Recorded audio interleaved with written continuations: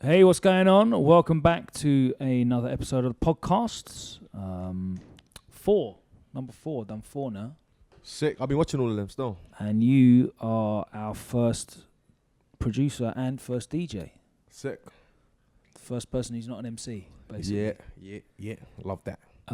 We are here today with Mr. Rude Kid, who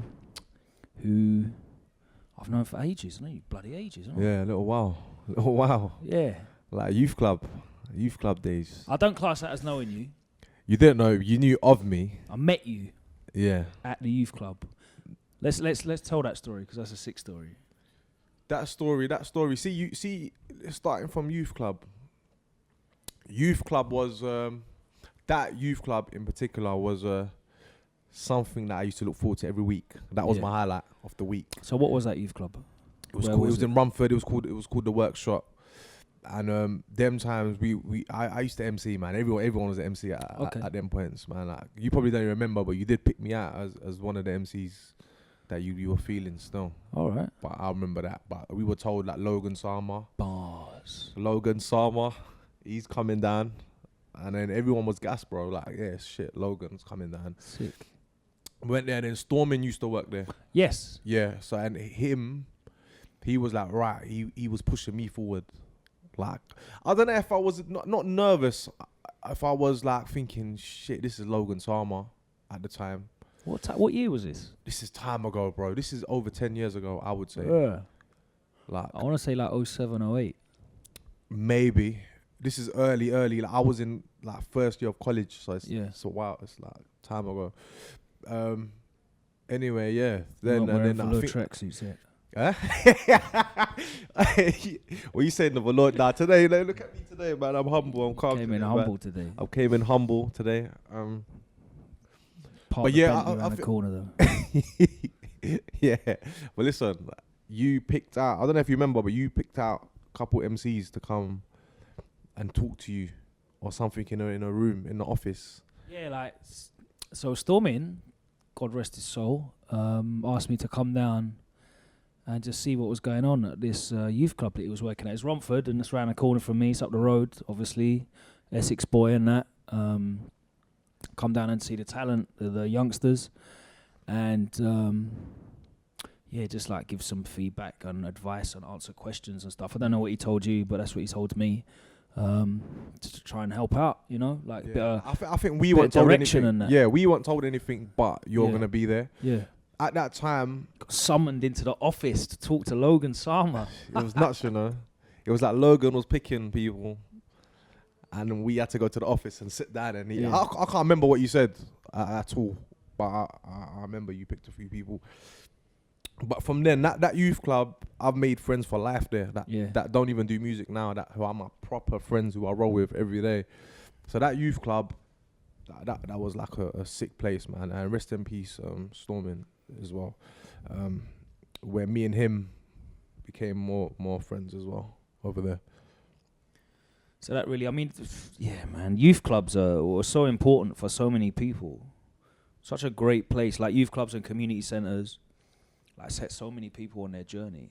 Bro, you gotta remember, like, my tunes weren't getting heard anywhere or played anywhere. So the only place where I could test out my music was to play it there and get it heard there. And then remember had the decks where the Newmark things where you have to press play on the thing and the CD rack comes the tray, yeah. And that was it. That was the only way of. Bro, CD decks were expensive then, you know. Yeah. Wow, I definitely couldn't afford them then. But that was the only way of getting heard. Yeah. Because like pirate radio was like a level above. That was a different level. Pirate radio is a level. Like, I'm so much of a Grime fan, I would save the numbers of the radio stations on my phone and try to call the numbers and see who will play my music or whatever. Yeah. And everyone aired it because I'm just a random guy at the time. But that's how much of a fan I was then. Like, I was a big fan of the scene, man. Yeah, I mean, I know, like, Community Links was a big one, big youth club set up for a bunch of people in East. It was all over the place, man. It was all over the place, and Like now people are just walking on to internet radio with like professional level studios and that, and mics and CDJ 2000s and everything, and so it's a very different thing, but it was proper like a ladder, of working your way up the rankings. Definitely, because then after you youth had to club, be the nangest guy in your youth club, and then then you might get a bring into a random set. After that, the step was probably like an Axe FM, or remember Urban Things, that was the next thing where we started to go a lot every week after the youth club. So, like you said, the ladder thing, like I could almost imagine it. It's like working your way up from like non-league football. Yeah, it was that, man. And before like all of that, it was like sending people tunes on MSN. Yeah, that was that. And in MySpace, building your MySpace up and stuff like that. But yeah, man, shit. Looking back on it now, man, like it's mad. It's mad how things have changed. Yeah, done all right for yourself, innit? Done all right. I've done all right. You worked very hard. Yeah, I've done very hard, man. You know what? It's a blessing, man. Like, even like one of my goals when I was making music, and I thought, I'm not an MC, man. I don't like this. Yeah. I'm definitely not an MC. I'm a producer. I love making music. The first goal was to get played by you, on radio. That was my first goal. Because at the time, like... What was the first tune of yours? Your first beat that I played on a set that you know of? It might... Do you know what? You battered UFO mode. The best was before that, The best was... It was in the same... That Bandana's on. Yeah. A tune called Alien Skank. Yeah, got all of them, bro. Yeah. And Sing For Me, also known as The Best. Yeah. They were the tunes you were battering. And I think one... I've got a dub of The Best. Have you got that? Only me and Maximum. Oh shit, yeah. And you had the exclusive. I've got a double UFO that no one's got. You definitely got a UFO that no one's got. I don't even think I got that. But I remember I did do a special for you and Maxi. Yeah. But Bandana's on remix. Balaclava's on. Man. Yeah, them tunes there, man. Like, I remember you played like 3 of my tunes, like with like a gender vocal, a someone else vocal, and someone else vocal. And then I went to college the next day, and that's when I started to think like, nah, I can actually flip and become somebody in this. That was important to me because, like, obviously you have to be good enough to make, but if there was a new producer that I wanted to mess with, like, you need to make sure that people are hearing them, and that's not just here's a one tune that's decent from a one, And I did that with like Nocturnal, you Maniac. You did it with Predator. Then like the next gen was like you, Teddy, and Predator. Yeah. Where, you just hear. Like, you lock into the show and you'd hear like 3 or 4 vocals and 2 or 3 like new beats, because I'd pan you down every week, like what you got for me for the set, for the set, and play the one that everyone wanted to hear, and it'll be like the next one that you ain't heard yet, but it's a rude kid because you can hear the sample in it, and like you'll gas when you hear it come in, and that's how I used to try and break producers. No, I don't think people pay you enough credit for that, because I say it openly. Like, you definitely helped my career, and I think other people will agree, because your show was like a thing where, like, it's not just me. I think other people feel it. If I heard my tune getting played on your show, it was like a mad feeling, bro. Like, where the next day you were the man in college. Like, and that was like a shit. I want more of this. Like, so that my whole thing was like, cool. I need this show here. Not that I put down other shows on radio, but your show was the top one where we had to get to in the grime scene. Yeah, I think like in terms of a radio show that was just a regular occurrence, an event every week at the same time, you had that, but then obviously you'd have other stuff going on as well. Like, so if Maximum's playing your tune on a Boy Better Know set, whenever that might happen to be, Bro, that was sick as well. that's a next thing. That's the next thing, yeah. Skepta spitting on your tune, Yeah. and you go on college the next day, Yeah. and they've got clips of Skepta spitting on your tune. Mad, bro, mad. And then you rip that, put it on your mad. MySpace. Yeah, exactly. And that's that. Exactly, you know. Pirate Sessions on One Extra Cameo. What else was like? There was bare different like points that you'd hit, and obviously for someone like yourself and Teddy and Predator coming through, like you're hitting all these points, and you're like, yeah, like I'm here now, and to know that kind of gave the encouragement and motivation to carry on with it, and like I want more of this. Yeah, that's sick, man. That's sick to know. No, definitely did, man. It was like and a now thing. you're doing it. Yeah, and it's mad. And now I can help people out the same way you helped me out. You know what I mean? Like it is mad. It is mad, and it's mad that I'm sitting here and I'm talking to you, and we've known each other for a minute now. Like, yeah, man. Sometimes it's only when you talk about these things you realize. Yeah, because it's just there floating around. Like, yeah. You just did it, and it happened, and then we're looking at the next thing. Like and what's mad as well. From then, the priorities have changed and the goals have changed. Yeah. Like I said, my first ever goal was I need to get played by Logan Sama. Yeah. On this station, and this is what I need to do, and everything from then the goals start changing, and then I linked up with Gets for Sing For Me, and that was like mad. Like what Gets? And Wiley's calling me for the tune. Yeah. Like these are people I don't know, but that's the power of tunes getting panned down on sets. Exactly. Yeah. Like you might think, oh yeah, I need to keep this one and hold it back and whatever. No, if you're up and coming, bruv, you want your tunes to get panned on sets. It's mad because sometimes producers will message me like, "Thank you for playing the tune and stuff," and that just reminds me like I was there once thinking like, "Thank you," like. That people don't really realize how much a single play or you playing their music in a rave can do. Because I remember waiting in the longest line, bro, at the end where Forward versus Rinse used to be. I remember waiting in the longest line, about 2 hour line, like a 1 in, 1 out, and we've heard. We're close enough to the door, but you could hear the bass. But we've heard my tune in the thing. I think Maximum played it or Carnage, one of them. Bro, that was a feeling where I felt like I need to be in there now. Yeah. And then the people I was with were excited. One of them was a big guy. He literally moved everyone out the line, went straight to the front, and we went in. And I was like, shit! Like the first time. My tune's being played in a rave, and I'm not even in the rave. Like, but I can hear the bass, and I can hear the Are You Ready? I heard that, and it was like, nah, man, that's. Where did that come from? That come from the Are You Ready sample? That come from a CD. Yeah, I had. I didn't have the knowledge of sampling music, so the only way I could sample music is I had a CD player.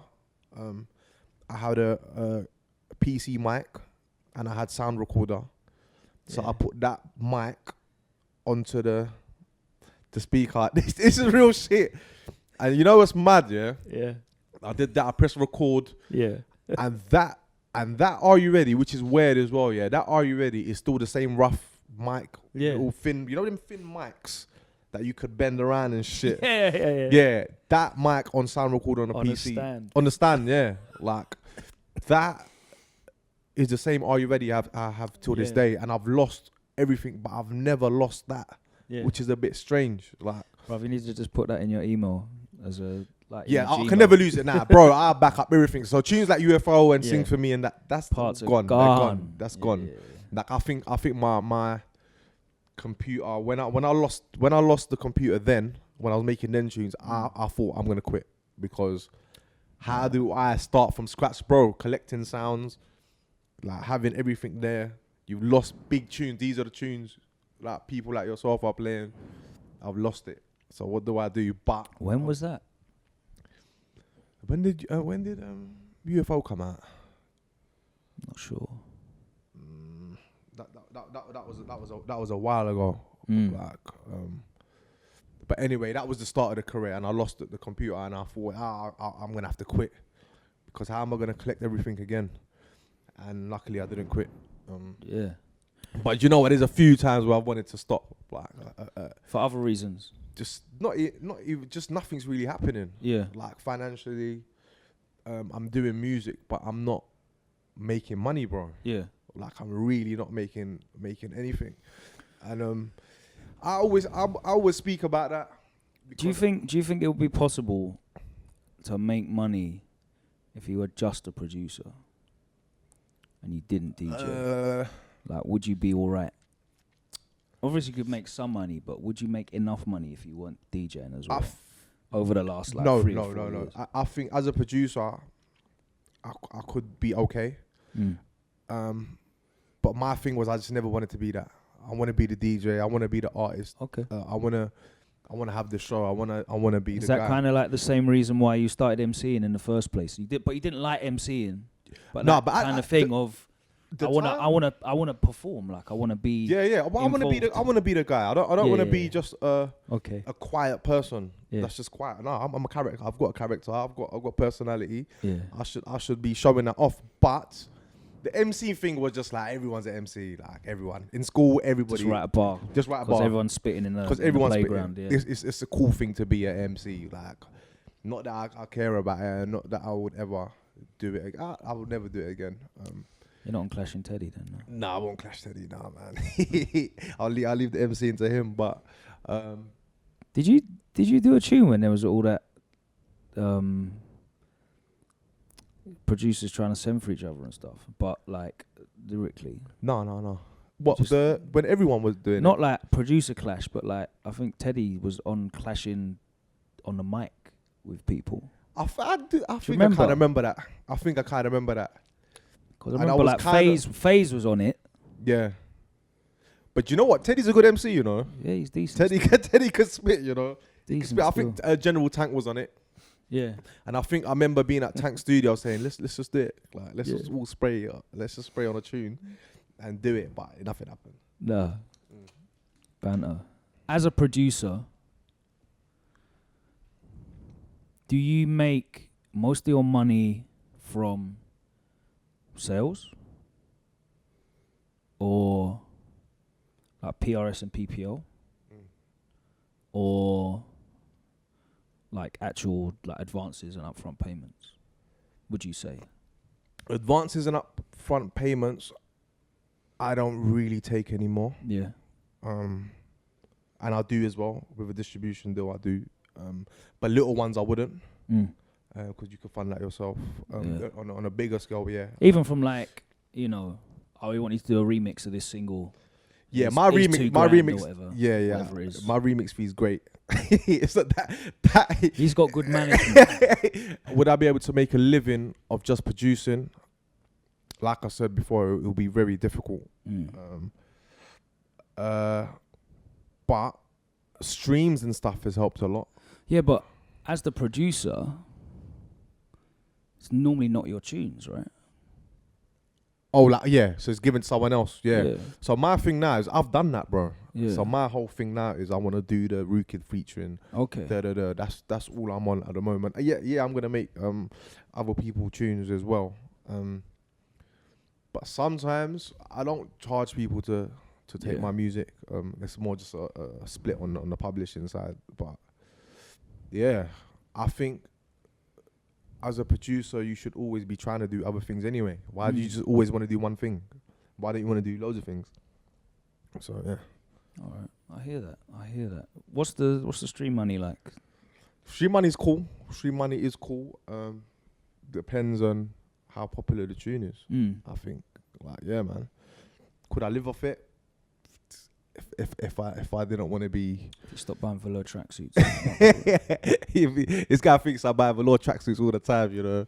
Get some for free. It's even better. Even better. I don't pay for them. Nah, man, I think everyone works hard for a better life. Yes. Like, so why would you just want to live off that? Like, why just not? Do the bare minimum. I hear that. It's just interesting because I feel like the producers are the ones who generally get left behind the most. They do, man. I think a lot of producers get looked down on, but it's Not become even like look straight through. You know, like yeah. You're working with a guy unofficially, like collabing, and you know, he's coming to you for the beats, and you're giving him the ones, and people are caring about the MC, and it's working bless, and he keeps, you know, getting bigger and bigger and bigger, and then he gets that opportunity to step up, and the production credits are not there on the next project. I'm saying, man, and this is why I've never just wanted to be a producer. Like I've never, but even now, I feel like there's a few people that are producer guys. Like, that's a guy. Like, you know what I mean? I would like to think I'm one of them. It's very few of them in grime, though, isn't it? There's very few of them in grime. That's what I'm saying. The character always helps. Be a personality. Be the person. Yeah, man. Flipping producers. Like it's not that. I feel like there's not enough respect given to producers. I hear that. And the reason why I say that, and it's happened to me as well a few times, where you would give someone a tune and say, when I do my thing, like jump on the swap. The swap. Yeah, man, the swap anytime, man. Like, I'll do a tune for you. No problem. No problem. Let's do the swap. And then when it comes to the swap, there is no swap. Like, you know what I mean? So I've learned from that too, where like swap, there's no swaps over here. Yeah. Like, unless you're my brethren, like then I don't really care. But more time people were on doing swaps so they could get out of paying in advance anyway. There you go. Like, but that's what it is. I just want my points. Give me my points and my royalties, my publishing split, and that stuff gasses producers though, man, because it's happened to me. Like where producers, like, I'll jump on anything. I'll jump on one of your tunes, but you don't hear anything again. Yeah. Or like you're trying to shout them to do something and it doesn't happen. Like thankfully, it doesn't really happen to me anymore. But MCs are just long in it anyway. Everyone is just dealing with MCs. It's just the simplest thing to say. Yeah, MCs are long. Like, you know what I mean? Like, no lie. No lie. Not a lie. But they all say producers are long as well. Same. I'm long, bro. There's people that have been waiting for tunes for me for time. Like I'm long as well. Like why is that? Like, have you got an excuse, bro? I'm trying to. Do you know why it is? It's just I don't make beats just for the sake of it anymore. Like I have to be in the zone. I want to be in the zone to make somebody something. So when I do say, I'm on it, man, let's work, then I definitely am. Whereas now I'm trying to focus on my thing. I'm trying to put out singles. And that's all I want to do. Like my next single is not even a grime tune, bro. Like, the one after that is a grime tune, and like I'm just putting out music, bro. Like, so I'm concentrating. Just makes music, you know. I'm just trying to. Don't call me a grime producer. Just make music out. Yeah. I just make music. It's true though. Like even as a DJ, do you know what? You can be a grime producer and still just make music. You know. I will not. If you load up your production software in your yard and it doesn't say 140 in the top, Logan Sama will not appear and like be onto you. No, I hear that. I promise you guys, I won't make whatever. No, but you've heard my tunes from before and Yeah. never always respected them anyway. Yeah. Like the music, the other music that I'm making, man. Like, as long as we don't like never hear any grime from you. Again, no, always. Bro, like I said, man, I got an opportunity now, so I can just go and make rap for them, man, or I can make. I wouldn't do that. Commercial house for these dons and whatever. I wouldn't do that. If you're sick at making grime, please just carry on making grime for us, because we'll carry on loving it. You know what I mean? And do whatever else you want to as well. And like I said, my next single isn't a grime tune. Was Honeydew your single? Honeydew was my single. Yeah, that was like a garage tune. Yeah. That was a garage tune. That got was that like 130? It was about that was 130. Yeah. Honeydew was 130. Shout out to JK. Big up JK, my guy. My next tune's not a grime one, and then the one after that I've got ready is a flipping grime tune. What would you call it? The next one? Yeah. I don't know, bro. I really don't know what I'd call it. Is it? It's not house. It's not garage. But it's not grime either. Is it like dark, bassy, or no? It's a singing tune, man. It's like a flipping. Have I even got the video? We're gonna get an exclusive. By the time this is out, this the is single coming should be out on out. Monday. Is it coming out Monday? It's coming out on Monday. The single's coming out on the 22nd of March. Jeez, exclusives. I'll show you the video Sorry, quickly. Target. Sorry, Mr. Jam. I'll play it for you. It's cool.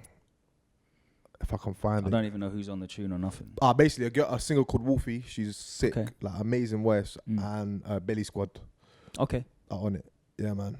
Like, I'll show you after anyway. I'll show you the tune. So I tried, guys. I almost I'll bagged. show you the tune. Almost bagged the exclusive first. But then, like I said, I have got Grime vocals sitting there as well. Yeah. So the next one might just be a Bruv, I Grime just tune. got the zip folder of the You and Spyro EP a couple of days ago. There you go. So I'm still doing. Yeah. I'm still making tunes, and I'm flipping making people me and Producing Get grime, something. just like Rude Kid. That's what I'm saying. I'm in the studio. I'm in the lab with Gets. Like again, like I'm You in got a project coming. yeah. Yeah. Yeah. Another EP. Like, yeah, we'll do it, man. Like when the time's right, we'll do it. When the make time them. is right. Why were you not on Gets' album? Do you know what Gets' album? Because that was strange for all of us. It was, but it's not. Because my But it thing is, is, though. it is. I gave him. I think his album was done like 2 years before he even put it out, Yeah. and then he went and changed everything. He changed a lot, flipping probably the whole thing. I think Preach is the only one that I can remember Yeah. that stayed on the album. That was the only Grime tune on there that stayed from back then. And I think he had a particular sound that he wanted for the album, whereas my sound that I was giving him might have been maybe too dark. And then we just did the EP. Yeah. Yeah, man. Like I think people have asked that, but it's not. Yeah, it was an interesting one because he gave like I watched him talk with a Carla. Oh yeah, It's on YouTube. You can look it up. And he was talking about again a time when he was thinking about giving up the music. You know, he had the responsibility, family thing, getting older as we do, looking at getting a job, deliveries or something like medical deliveries. He was gonna do like some had a brethren, got him in there, whatever, and I think like Poet got him down to the Relentless studio. Yeah, I think with that it was the Poet thing. Poet called me and said I'm doing like a thing where a producer shows a beat to a MC, and then Gets was at my house. Yeah, and I said I'll bring Gets along, and then I think Poet must have called Gets after that and said you gonna come or. Cool. And me and Gets went. But he gave you like obviously a lot of credit for. Yeah, bro. Because at the time, letting him refine. Yeah. Bro, at the time, I was brass, bro, and I think so was he. Like really, like shit. And I swear to God, that EP, and even this is why I rep Relentless, the brand so much for the opportunities, bro. Like at that time, it was a low point, bro. Like it was like I'm giving myself 2 more years in 2015. 2 more years. If I do something, I'm gonna carry on, and if I don't, then I'm gonna have to call it a day because we're not making money from this. Like, so why am I doing this for years and years and years? I'm struggling. Like I'm struggling, bro. Like there's no point. That EP kind of saved, man. Like bear in mind that year I made gigs. Who's that? I made Boy Better No Shaky. I made Bugsy Malone Watch Your Mouth. Like, but still, it was like I'm still not hot. Like people are not talking about me still. Like I'm not really. I can DJ, but I'm not perfecting my craft. I'm not focusing on the craft. I'm not really focusing on producing. There's like I lost the love for music. But then when we went to Relentless, I met Poet. I took Axe as well, 140 Axe. I took him with me there as well to MC. And we were in there, and then at the time, the boss of Relentless, he just took a liking to us. And then I remember going upstairs. You've been Relentless, innit? Yeah, you came to our listening listening party. I was there. Yeah, so imagine we're downstairs. We went upstairs and said like, yeah, we should do an EP in a week, man. Like all your tunes with me on it, and they were excited. Like, yeah, sick. Like, let's do it, man. And then we did it, and then flipping. Yeah, man. we did that EP. I'm just thinking back, like we had mad arguments and shit. Like, we didn't know how each other worked either. It was Yeah. just, it was new because you got remember I'd never worked with him after that from Sing For Me. Like, And that wasn't really like, it's different when, oh yeah, send me that beat.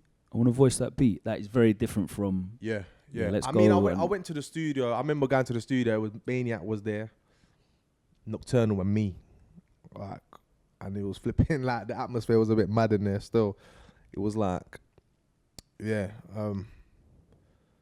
But it's a very different dynamic from we're gonna make something from scratch. Yeah, and this is the first time I've even been in a studio. I remember him even calling me or whatever and saying, he wants to jump on the tune and he's got this idea and stuff from Sing For Me days. Like, I was with Stormin's little brother. We were outside Sharky Major's house, and I got the phone call from DJ Unique. Yeah, gets wants that tune, blah blah blah. But yeah, bear in mind these times I haven't worked with him since then, and then it was like a thing where I was showing him tunes and he was like, every tune is sick. Like, this is sick. But there's no vocals coming. But there was nothing. Yeah, there was no vocals coming. Then we got in the lab. I think he came to check me for his album work. And then yeah, man, we got in the lab and then he put his album on a hold for that project. I think that MCs can sometimes overcomplicate what they need to do. How you mean? Like, I feel as a grime MC,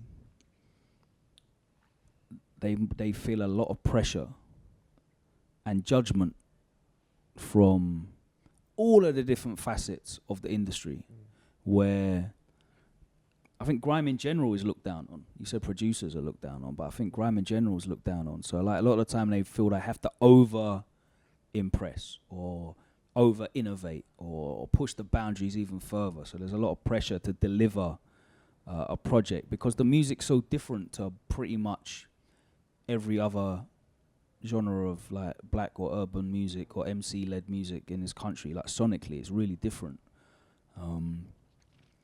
So when Getz is trying, and he said he did Rebel with a Cause as a piece of art. I think it's fantastic. I think that's a sick album. As a piece of art, it's fantastic. Yeah. But it goes over a lot of people's heads as well, because he's trying to make a piece of art.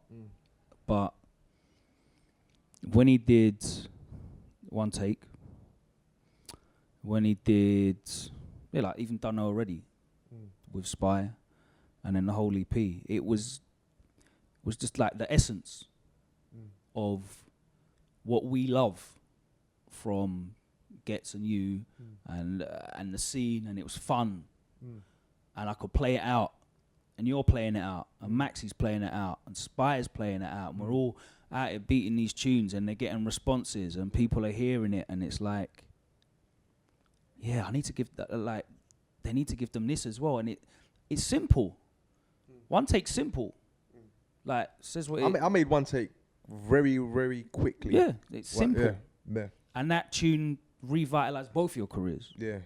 Not even that. It was the flipping biggest grime tune at the time. At that time, it vocaled by everyone. Yeah, everyone you done versions. YouTubers vocaling it. Yeah, like flipping. Stormzy performing it every festival in the universe that he's at. Like, yeah. So I feel like sometimes artists can think themselves into a hole and like overcomplicate things. Yeah.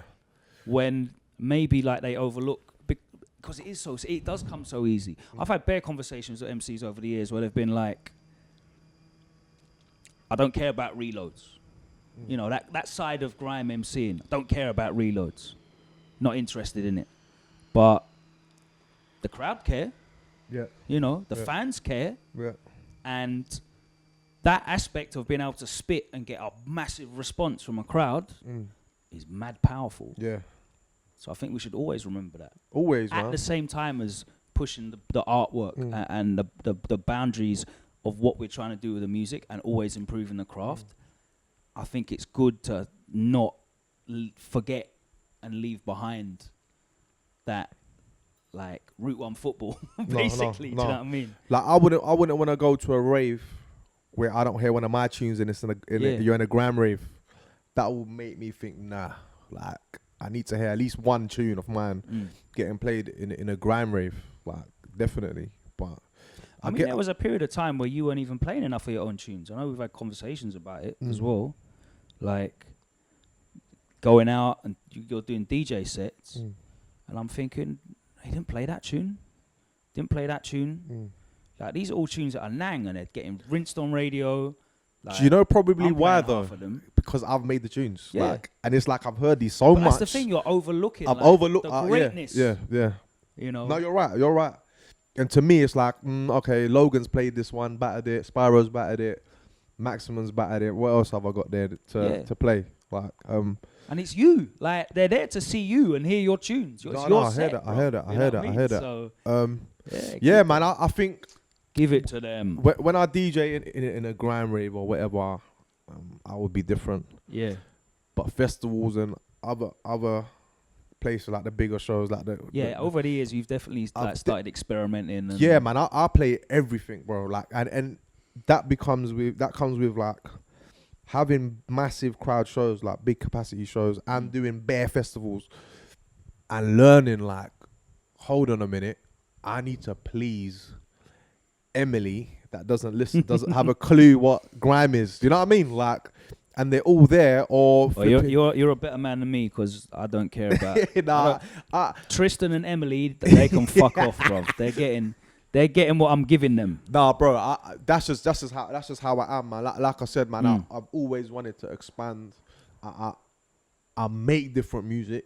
I make grime. I DJ grime music, and I play different music when I DJ. And that's something I've always done. I think the cool thing about playing festivals as well, and just playing in different places is like it must give you a different insight in how you make music as well. Yeah. Because you're hearing other music being played, and like as a man who knows how everything works, you're definitely clocking like the patterns of what's connecting. You know. It's not even that. Sometimes I'll just different genres of music, exactly. different sounds, and you're like, okay, that key works, or the bridge here works, and you know, like if there's a nice big bridge where the beat's not there for 16 bars, and everyone just go like lighters and hands in the air and all that stuff, you know, things that you just. I'm not a producer, I don't know what the hell I'm talking about, mate, but you know, but that's exactly what it is. It's knowing what you want to play. Like I play like jump, like I play stuff like that and whatever. Like that will be my last tune, and people go mad, bro. I've definitely seen you pull out some cheat codes. I definitely, and why not? Yeah, but why not, bro? Have fun with it. It's like going to if I went to a festival and never played, like Rhythm and Gash is a cheat code. Yeah. Nah, I'm talking about that. I'm talking about that international outer space cheat codes. Okay, yeah, I'll like Wonderwall and that. Yeah. Come on, man, you got to do that when you're in front of 16,000 people. I'll play it. Yeah, I'll definitely play it, man. And before that, I'll play Bob Marley. Yeah, but one love. Yeah, like and everyone singing along to it, and just that feeling of people, the crowd singing along to it. Yeah, play Wonderwall. Right, let's do it. And then me as a DJ, my whole thing is, I've seen some DJs here, and I'm not gonna name names, but when I've seen them DJ in front of a sick crowd, everyone's still, bro. Yeah. Like you're still almost people are just leaving because what are they doing there? They don't know what this is. They're just standing there, and I thought I never want to. I understand why people play stubbornly, because I'm stubborn. I'll play stubbornly, but I also understand. Give them some of what they know, because they'll be more open to the thing that comes after it, which they might not know. Of course, yeah. You know, that's a definite. Don't just go there and play flipping bare dubs where everyone's just like, huh? Like, what's but this? Also, don't just go there and play like the Killers into Bob Marley, into Oasis, into Prodigy, into Shy FX. Yeah. Safe, good night. I'm Rude Kid. I've not played any grime though. Like all the tunes you know me for, I've not played any of them. Imagine every set. I'll start with is Grime. Yeah. I start my set with Grime. I might not end it on a Grime tune, but it's like I would work my way through like 15 minutes, like, you know what I mean? Like, and that's what I do, man. Like, and flipping, this is why I've got flipping mad shows, bruv. Like, and from that, I'm trying to do more the Rookie and Friends thing, like where I've got NAS Festival leads. I want to do more festival stages where it's like Rookie and Friends, where these promoters have seen me throughout years at festivals and thought, yeah, okay, this guy kills it. Like, so let's give him the flipping platform for him to do it. Scared as well, because if it's a Logan Sama and Friends, you know you're getting my friends is narrow. But when they've seen you play at festivals and it's a wider sound, they're more likely to give you the opportunity to curate something, because the stage will be a wider sound. Same way that your set's a wider sound, the stage is open to being a wider sound. Yeah. And yeah, bro, I that comes from like, listen, I'm getting so many shows and I love it, and I love being in front of thousands of people. Not just that, like I said, I'll adapt to the crowd. Like, if they want to hear the mad basses and whatever, I'll keep playing that. But if I see they're going a bit still and silent, then I don't want that. Like, I want the crowd, when they see me, to be hyped from start to end. So if they're not there for tearing it out, then you'll give them some sing-alongs. Exactly. Yeah. Why not, bro? And that's to me, I believe that is my job as a DJ as well, to flipping entertain the crowd. So, yeah, if you want to hear Mr. Brightside mixed into Pow. I'll tell you a Nang one that I heard you do, that I rated fully. Mondi on Kabaki. How do you pronounce that? The Punjabi hit song. Punjabi MC. Yeah. Yeah. The Night Rider tune. Did that into a dubstep. No, he did into a Shy FX tune. Is it? I can't remember. Yeah, sometimes I don't really plan the thing. You did it into a Shy FX tune that sounded Nang. Not gonna lie. Okay, cool. I might have done that at the time, thinking I need to switch it up. I think you've got an intro. I heard you play one where it's like an intro and it switches into it's literally just it speeds up and switches into it. But I'm talking about like Quayback. You mixed the tune in. Sounded right. Yeah, but like I said, everywhere, man. And I think people should never put themselves in a box. Like, why? Like, why are you putting yourself in a box? Like, this is why I love making different types of music, because I love doing it, and I love playing different types of music. That's why I DJ different types of music. Do you think like the grime audience is a bit too like defensive of people doing different things? They are, but then, bro, like, that grime audience just wants you to make 1 million instrumentals that they can buy, or they won't even buy it, they'll rip it. Like, do you know what I mean? Like, not all of them. I feel like grime has got a lot more support in the past recent years than it had before. That's what I think. Is it because of the Skepta tunes and whatever? Is it because of the German whips and German whip era? And there's new 2014, 15, 16 was very strong in terms of like the big names releasing singles that connected. Do you know what I mean? Because obviously people have been releasing singles. They stay releasing singles, but it was like a run of tunes that all connected. You know, Jamie and Giggs, Feed 'Em to the Lions. Kano had a couple of tunes as well. Like, these are all tunes that are coming out back to back to back, and they're all names that people recognise, or they're just massive tunes that are connecting. And people. So do you think that it's not happening as much now? Yeah, I don't know what it's like for you, but I'm definitely not getting tunes to replace the tunes that are in my set that are as big or bigger. Yeah, I don't think. Yeah. In terms of radio, I get tunes all the time, which is great. Yeah. And I'll support them and I'll play them on radio. But what I play on radio might not be necessary. Like, I might not play that tune I played on radio at a rave or at a festival. It's very rare. I've been doing radio a long time, bro, and I can tell you, it's very rare that I will play a radio set in a rave. And I'm not sure. And saying that, there's flipping wicked MCs out now, like the new ones.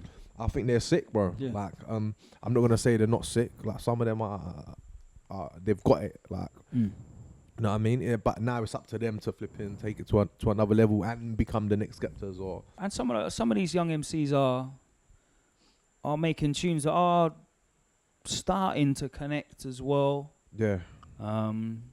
Like who are the MCs that are around at the moment that you're supporting a lot on your radio show and giving maybe 1-2 plays out there in a Tommy in a B. set? Tommy B's wicked, bro. Yeah. Like him, people like Logan. Why's my mind gone blank? Logan's sick.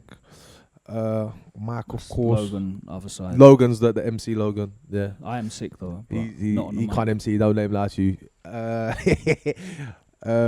There's hosting. There's a few, bro. Yeah. Like there's a few. Like even on my Christmas set, like the Yeah. recent one, there's bare new ones. Like even some people that I didn't really know about, and people have tweeted me and recommended them, and I've done my research and checked them out. And said they're flipping sick, man. Like let's just look at the Lord of the Mics lineup as well. Sick, bro. Do you know who's sick? Jafro. Very cold, man. And there's loads.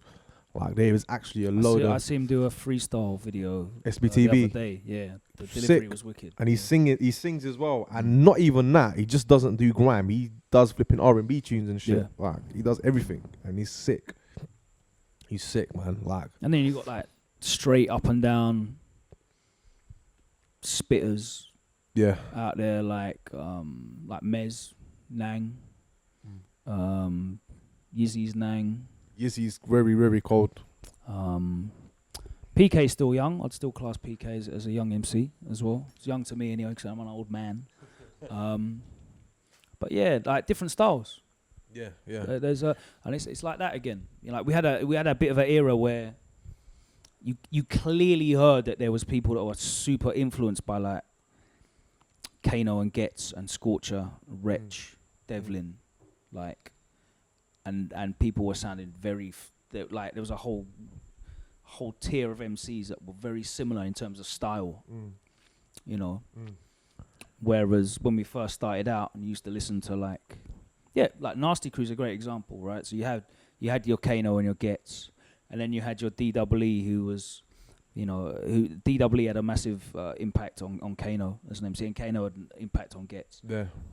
But you had Hitman Hyper and Armour, Stormin, who all sounded different in the same crew. Yeah. And then on that same set, you'd have Titch, who sounded different. Napo sounded different. Demon sounded different. Like everyone's coming in, and then you got like the real deep MCs. You know, Dizzy's gonna be on the Nasty Crew set as well, and everyone was like unique, and I like that. Same with the producers as well, in fact. I think that's always when it's been an exciting time in grime, when you're like, rah, this guy's got a whole new bassline sound that I've never heard anyone use before, but he makes it work. Sick. Like, I want to play his tunes in my set because he's got this new style and I think people, sometimes people are a bit shook to be different, and I was like that. Yeah. So even when I made tunes like UFO, it was like, are people even gonna like this? Bro, UFO didn't sound like no one. That's what I'm saying. But then every tune I started sending you or whatever, you never hear a sound like that. Like, where were you hearing these sounds? Like, never. And every time my goal has always been, always make something different and never give you a million UFOs.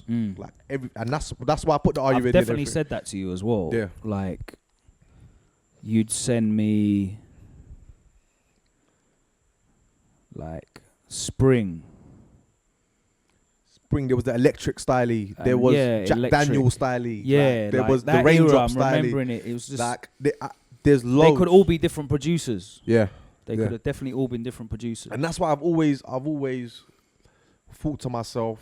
And I think that's the benefit of experimenting and maybe trying to make different types of music. Exactly. Because as long as you're bringing that experience back and putting it into your grime as well, you're only going to make things better. You're only going to make better grime. Exactly. It's when, and this is why I kind of understand why a lot of the fans have that reaction when they go out and they see Rude Kid play and he plays Wonderwall and Shy FX and whatever, and they're like, oh, because they've seen so many people come and go in it. You know what I mean? Bare people have come and got big, got a little shine, and then cut out again. And like it's like you've been burnt so many times that you're just like, oh, this again. But the people that have you know, you've been around long enough now, and you've made enough, and you've been successful enough as well, doing bare different sounds, but still carried on making grime. Yeah. That like someone like you can get like Gets as well. Like Gets can make whatever he wants. No one ever says a word. Wiley, furthermore, Wiley's made some super commercial songs. Exactly. Yeah. He's had #1 records, top threes, and do you know what I mean? Boasty out now. Yeah. You know, complete. That's nothing to do with grime. Exactly. But he's done so much for grime now. That's what I'm saying, and I feel like so have I, bro. Yeah. I've been broke for grime, bro. Yeah. Like, you know what I'm saying? Like, proper broke for grime, bro. Like, and that's the realest I have actually been that's broke. The running theme of this podcast, bro. Broke for grime. Me talking to everyone who's been broke for grime. Bro, if you've done anything in grime, you've been broke for grime. Bro, being broke for grime. Like, I'm putting out on a t-shirt. Broke for I'll grime. cut you in. Yeah, bring me in. Yeah. Definitely. Call that the new. Call that the name of the new EP. Broke for grime. Like, I like that name still. But like I said, man, I love making the music and I will never stop. So when people start feeling like, man, like, what's he doing, man? Hey, I've got another 1,000 people to impress, and I've got another flipping 2,000 whatever people that don't even know who I am. Yeah. I want them to go home and be like, that Rookie guy was sick, man. We had a time of our life. Not to impress the free whatever people, not free, but you know what I mean. Not to impress the one person in the crowd that's like, oh man, he didn't play that tune. Do you know what?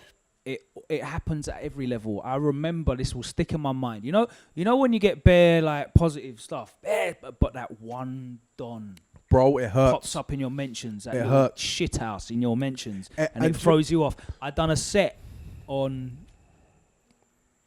Christmas Eve. Intense Reese. Where's his?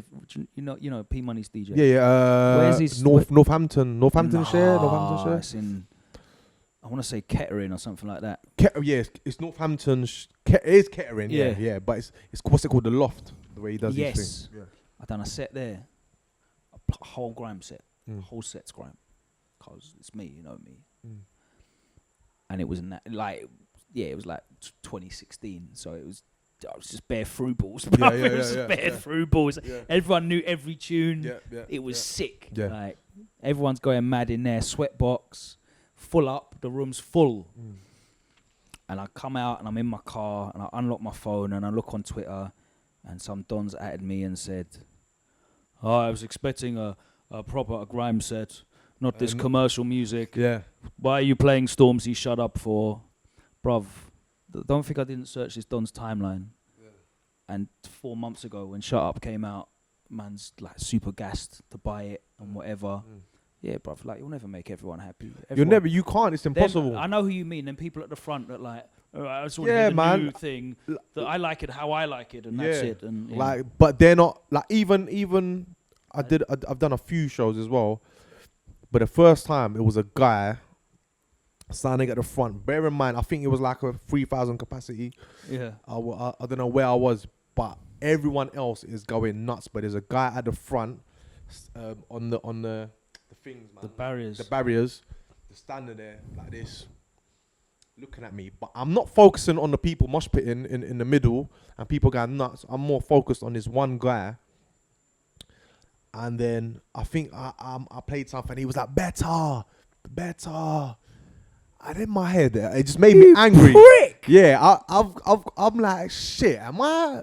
Why? There's flipping thousands of people going nuts, and I'm looking at this guy to a point where I told one of my guys, like, move this guy, man, like, because he's ruining my mood.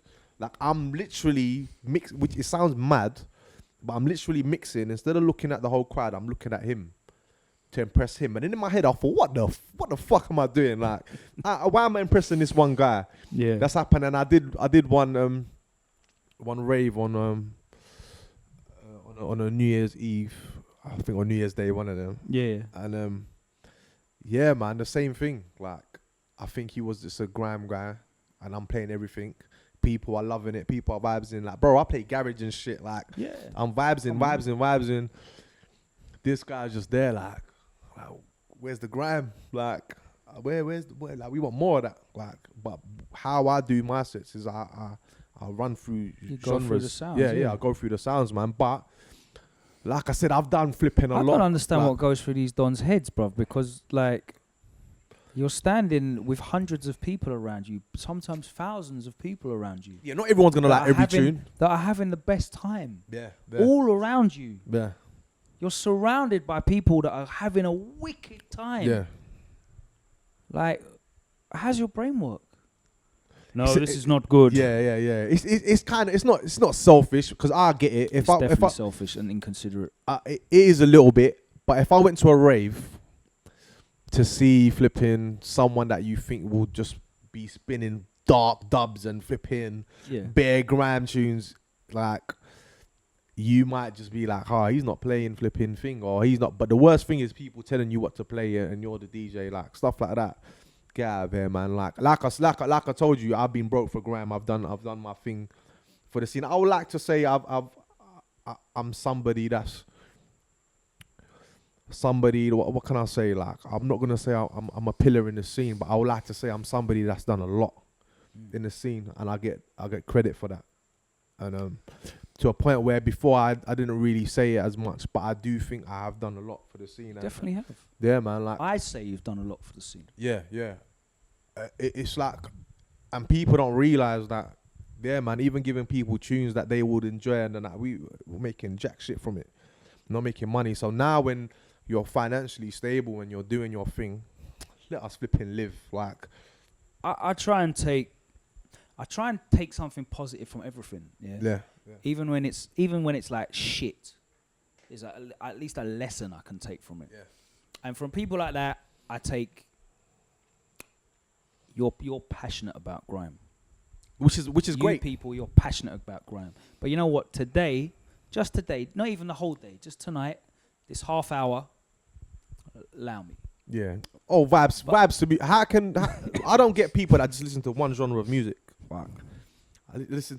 I know this guy does not listen to. You definitely don't just listen to grime, Logan. I know you listen to everything. Like you definitely listen to everything, and I know that. I listen to TalkSport. Yeah, that don't count as music. But he listens to there TalkSport. Ain't no music on there. Yeah. But I know, like, jokes aside, you listen to everything. Like I don't really, you know. You don't. Bits and pieces, but you just listen to grime. Yeah. Nah, man, come on, man.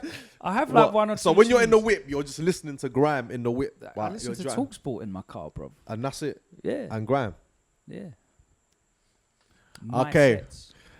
That's him. But me, yeah, that's hand, everyone's different. That's everyone's different. I'll listen to flipping everything, bro. Yeah. I'll listen to Asian music in my car. I'll listen to everything. Yeah. Like, and this is where the different styles of music come from, and this is why I've been able to make so much different music and different sounding grime music. Yeah, man.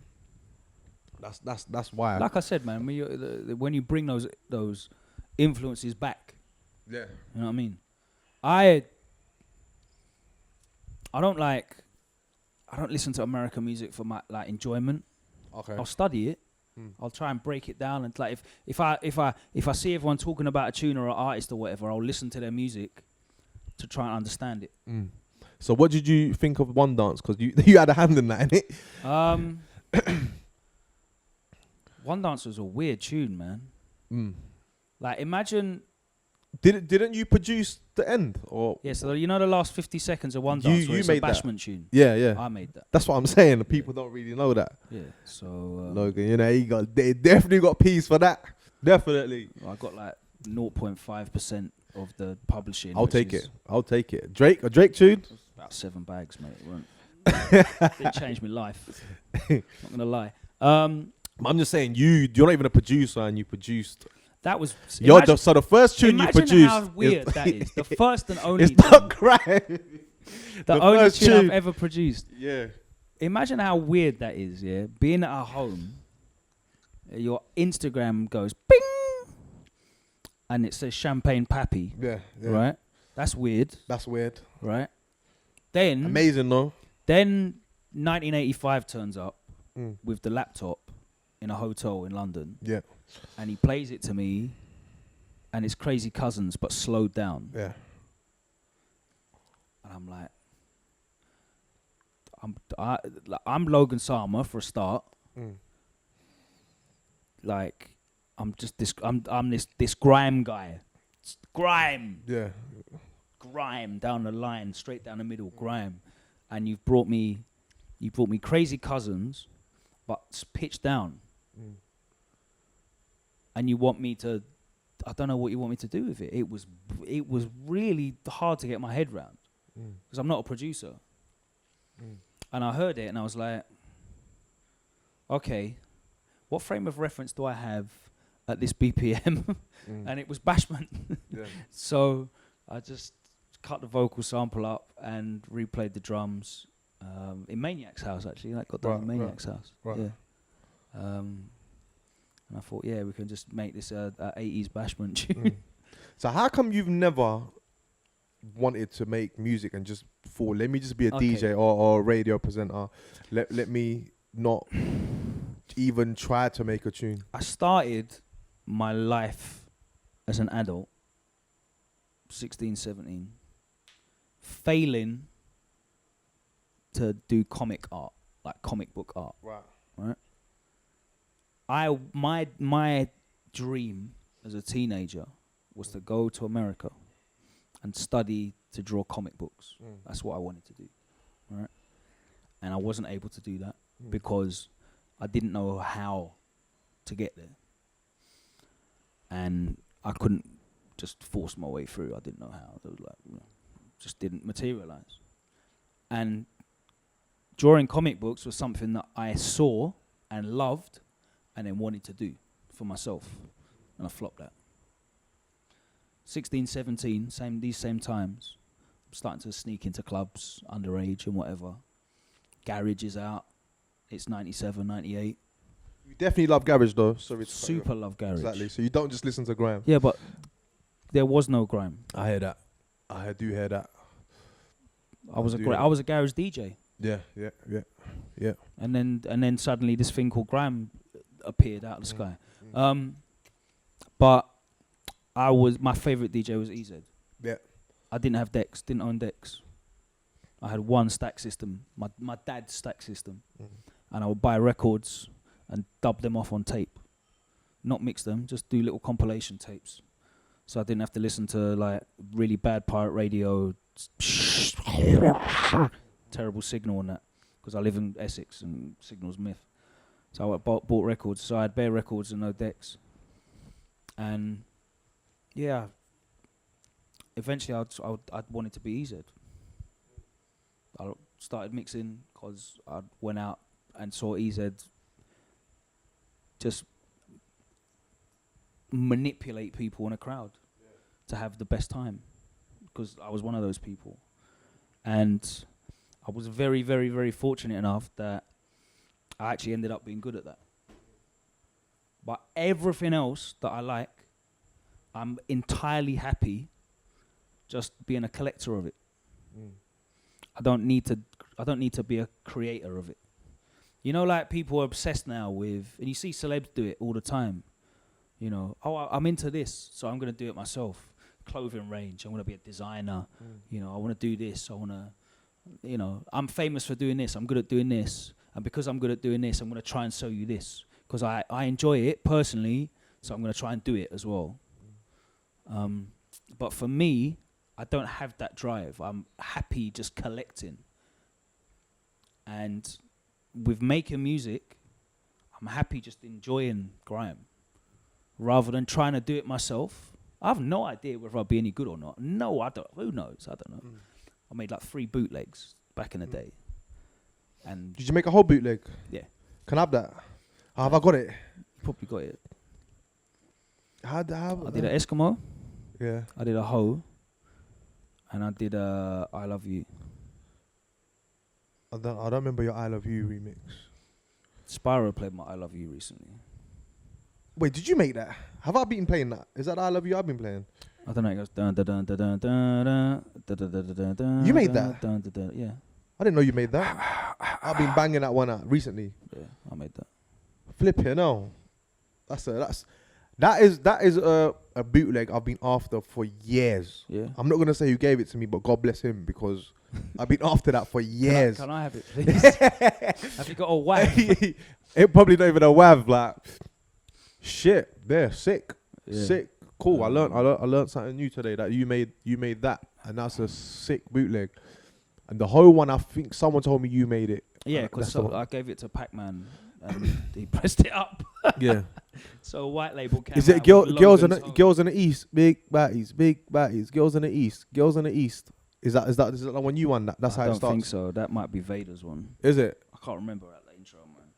If you've still got that, man, you might have to bring me in with that one. But the one I've got, the one I play is just. Boom, boom, boom, boom, boom. I'll find it. I'll look it up. Doom. Yeah. That's the one you made. Yeah. Yeah, I need that. Doom, doom, doom. Yeah. Doom. That's a sick boot. Shit. You could have made some rhythms then, because I could hear it. I could hear it in them I got the swing. You got the swing. You got the sound there, man. Like, yeah, no, sick. But sick. I'm just happy enjoying other people's music. Okay, fair It enough. makes me opening a file on my laptop and that being a sick tune makes me bare happy. If I get a folder from Rookid and there's bare nang tunes in there, I'm like, fucking yes. Yeah.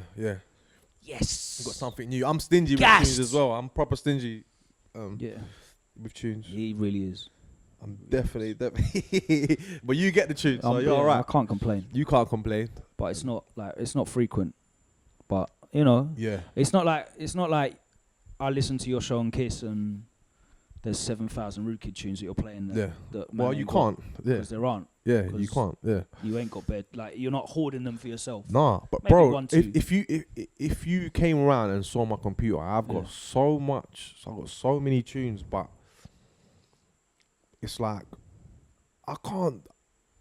And I've told other producers this: don't send me a million tunes, because you're flipping like my brain's like fried. You're sending me like 20 beats. Do you know what's bad? There's definitely an optimum number to put in a zip folder, right? Yeah. I don't know how you listen to music, but this will be interesting for people at home, like producers or whatever, that send out music. If I listen to a batch of beats, I'm listening for the best ones in that batch. Yeah. Right? And that's going to be the best ones that jump out at me the fastest, right? Which means as soon as I hear two that are sick, I'm happy. Like, you're done. I've got two to add to my set. My set's like, what, half hour? Yeah. MC set's about half hour, 20 minutes, half hour. 2 tunes is like 10% of what I'm going to play in the set. Yeah. So I'm live. So the rest of that folder is all in runners up place. But 2 or 3 of them tunes might be cold as well. But just in a different way that's not immediately apparent to me. Yeah. Doesn't catch my ears. Yeah. And then I'll hear someone else play that tune a month later. Be like, bro, what's that? That tune's sick. Go home. Because I never You've probably got it. I never want to embarrass myself. Yeah. So I always go home and listen to every tune. Before I ever ask a producer what this tune is, I will listen to every tune they've sent me for like the last 6 months. Do you know, I'll be honest, I make asked them straight away, like, send me this. I got too much pride. I'd say send it to me, and there's no harm in that, man. I swear you asked me for tunes like, what's this one? Logan, I've sent this tune, fam. Like, I promise you. That ain't happened. It's happened. I promise. It definitely ain't happened. I Maybe promise. it might be a next guy. I promise. I know Definitely all us, Logan I know all us Sama. white DJs are the Definitely. same to you. Definitely Logan Sama. But it weren't me. Definitely. I didn't even know how I can prove it, and I don't know how you can prove it that it wasn't. But there's been a time. What tune did you ask for? Like, I Will, or one of them tunes, and I was like, bro, I've sent this to you. I didn't ask you for I Will. I just started playing I Will. What did you ask me for recent? You definitely asked, not recently. I wouldn't say recent, because I haven't really sent out a batch in a minute. I can't remember, but you did once, and I was like, I swear, but you might have lost it, or maybe I thought I sent it to you, possibly, or maybe something, that sounds or you really lost the sick. tune, or I've definitely spoken to you about I Will, because what was that for? Like, the Get spit on that for something. Gets was gonna do something on that, and we did a thing for Mode Step, which people love till this day. I still get tweets from that set, and it's like, shit, man. Because I started playing I Will, like, was it like a year, 2 years after we even made it? Yeah. I Will only now started giving it to the DJs. Yeah. Bro, people want that tune so badly, and this is what I would say to the producers as well. Like, don't just send out a batch of tunes to Rue Kid or Logan or Spyro. Like, make sure the tunes are flipping. I'm getting mad deja vu, by the way. Make sure the tunes are like the ones people want. Yeah. Like, so I'm not gonna give you 10 tunes. I'm gonna give you 5 tunes, maybe 6 that I feel like, see these tunes here, at least 2 or 3 people are gonna love, and you're gonna definitely batter them. And that's what I would do. And then you have an EP, like, and that's how I do it, bro. I know people want the I Will tune badly, and people have been hearing it for like 2 years. Yeah. Has it come out yet? No, it hasn't. It's just because that's how you know it's worth spending money on pressing it up, though. Yeah. They're still after it a year, bro, 2 I years get messages for that, like One Take remix, couple other things that I've had out, like people want that, and that's wicked. But then it's like, hold on, I've got a single to drop. Yeah. Me and Spyro have got our EP coming out, which is you've heard it. Yeah. We've got that coming out. After that, I'm gonna drop another single. Like my main priority for that this year is do single. But I will promise I will release instrumental EP. But that was my distributor calling me now. Still. Who'd you distribute through? Orchard. Man like Steve. Yeah, big Steve name up, Crane. man. Yeah. For producers, sending Logan or myself or anyone too many tunes is not a good thing, like, at all, because a tune might be sick in that folder that we might look over, like, you know what I mean? Like, we might not pay it as much attention as it should be. So when you give when you send DJs tunes, I think for producers, always send a good batch that you feel like every tune here is solid but different. And I think 6 is a good number. 6 is a good number. 6 is a good number. 6 is a great number. But you know what as well? I will say, sometimes a producer doesn't know that their tune's sick. Bro, I think I'm one of them. I'm definitely one of them. Like, I never knew tunes like Saturday. Like Saturday, when I made it on the Saturday, I was gonna cancel that tune until my cousin was like, "No, like, bro, this that is tune sick." how many versions did you end up with that? I had Saturday, next Saturday, Saturday after next, and then I've got another one coming soon. Called The Final Saturday, man, and that's cold.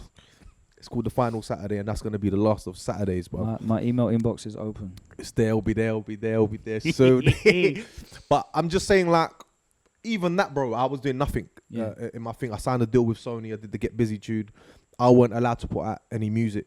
I wanted to put out an instrumental. I hate them kind of deals, man. Yeah, but bro, they don't get it. Yeah, but obviously deals now are a bit different. Peas in the pocket, everything liver. So I understand. And I wanted to put out music and I couldn't, and I thought, what can I do that people will be interested in? Yeah, and they would want. I'm gonna make an EP called 1 Week. On a Monday, I'm gonna make a tune called Monday. Tuesday, I'm gonna make a tune called Tuesday. And I'm gonna put it out on a Sunday on Bandcamp, and people can donate if they want. I don't care. Hold tight Bandcamp as well, by the way, because that is the best way. If you want to support artists, go and grab their stuff off Bandcamp. I have to say, like, love to Spotify because you've actually made a way of monetizing all them views that we used to get. You remember it was like, oh yeah, Grime gets sick numbers, bare views, but no one buys it. No one buys it, yeah. Spotify's around. That's what I'm saying. The streaming's helped so much. We're all right. But if you really, really want to support the artist, then go and cop that stuff off Bandcamp. Like, actually buy it off Bandcamp. So even then, to this day, it's like yeah, you can have it for free, but someone might just donate a flipping, I don't know, £1. Yeah. Like, and not that Blue mattered. Something sometimes. I just wanted something out, and like flipping. People still talk about that EP today, man. Like, and it was just something that. Do you know what? As well, it's good to put yourself under that kind of pressure. It's really good to put yourself. That as well. When it was exciting of just instead of just putting out just a project which no one's promoted or done anything. It's exciting. Like, rah, this guy's made a flipping tune a day and put it out on a Sunday, and called it the names of the days. Like. Yeah, and it keeps you interested and engaged. It's a challenge for you, and there's also a story around the EP. Yeah, you know. So you can. Do you know what? I might just do another one day. Yeah. Or 7 days. 7 days or 1 week part 2, man, or like whatever, another week. Yeah. Or just come out with a next way to challenge yourself. Yeah. And that's another thing. I think producers don't do much of that. Like, there's not enough thinking outside the box. It's very like, I'm just gonna make a sick tune and that's it, and we're done or whatever. I think this is producers in grime I'm talking about. They need to be more open with how they push themselves. I don't think some of them don't push themselves as well as they should be pushing themselves. From what I can see, but yeah. Creatively, you mean? Yeah, that as well, and not being adventurous as they could be. Yeah, like me, I'm always down to do different things, like always, like, but then I see some people, then at the same time I think a few years ago, or not a few years ago, but from the start of my career, all I wanted to do was send you a million tunes. Yeah. You know what I mean? And I had to hold back on sending you a million tunes because I knew that I can't flood your inbox. You know what I mean? Like, whereas more people... I mean, you can, but it would just be a massive waste of your creative energy. Exactly, where there's a million other people sending you emails at different other producers, so there's no point. Like, if you've got to make 10 tunes to get me to play 2 every time... There's no point.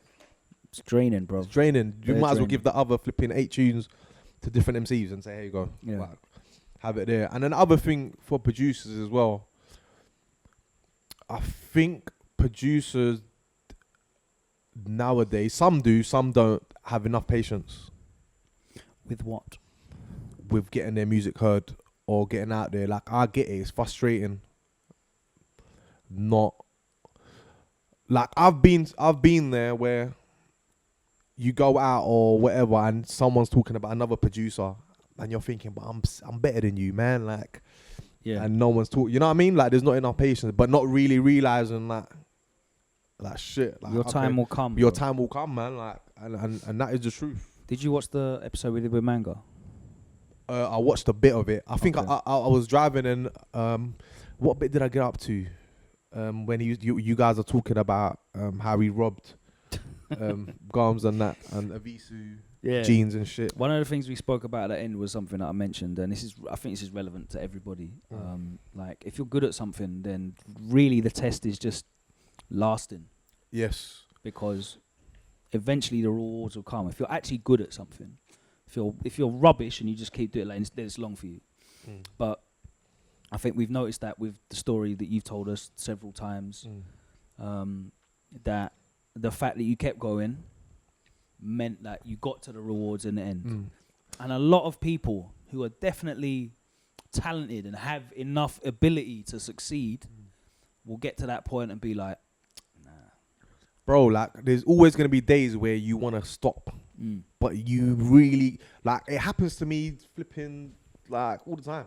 Like, and then you snap out of it, you're like, nah, man, what? Come on, man. Like, and I know there's producers out there or producers that are going to watch this now that might even feel like they want to stop and they're not getting played by whoever or nothing's going the way they want it to go. But to all the producers out there, man, I just want them to know, like, stick at it. Like, no matter how good you are or how rubbish you are, stick at it, and things will happen, man. Like, you know what I mean? Like, if you really believe in yourself, then do it.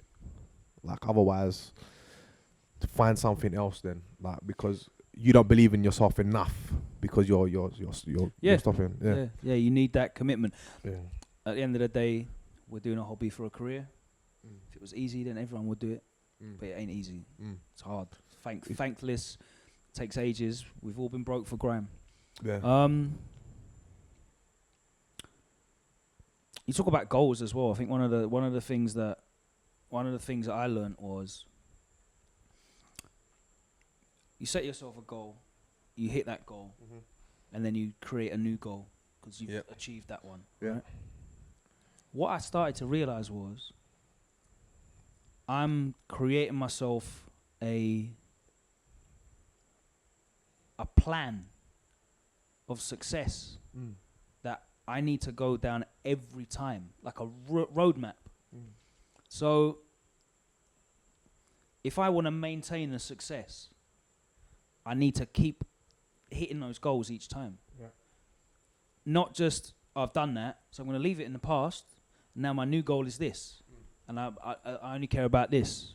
And then next project, I've got a new goal and it's this. Well, you know what? Every time we do a project, you see that first goal that you had? That needs to be the first thing you do on that project. And I clock this from US rappers who I don't really listen to, but I study. Every time a guy is like Lil Wayne was the best for this, right? So when Lil Wayne's got an album dropping, you know what he does? He hits up he used to hit up all the mixtape DJs. Yeah. So you'd hear Lil Wayne freestyles all over the place. He didn't need to do that. He's a multi-million selling artist. Gone, clear, massively successful. But he started at point one every time. So the same way you're like, when you've got a project, obviously your ultimate goal is a lot further than it was 10 years ago. Yeah. But you make sure you send it to me and I play it. Yeah. Which was your goal.